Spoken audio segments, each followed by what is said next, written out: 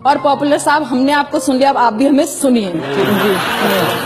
मैं हिंदी की वो बेटी हूँ जिसे उर्दू ने पाला है। क्या बात है भाई, वाह वाह। अगर हिंदी की रोटी है तो उर्दू का निवाला है। क्या बात है भाई, बहुत बढ़िया, बहुत खूब। मुझे है प्यार दोनों से, मगर ये भी हकीकत है, लता जब लड़खड़ाती है हया ने ही संभाला बहुत है। अच्छे, अरे क्या बात है।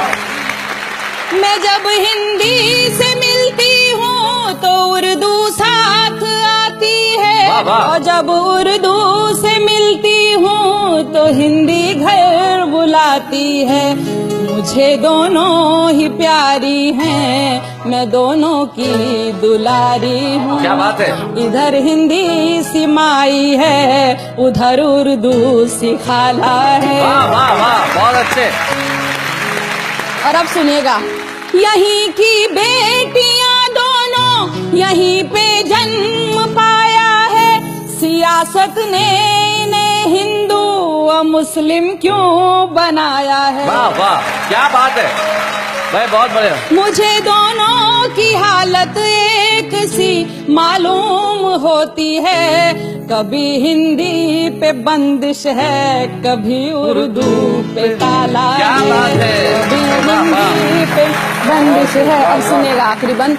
भले अपमान हिंदी का हो या तौहीन उर्दू की, खुदा की है कसम हरगिज हया ये सह नहीं सकती।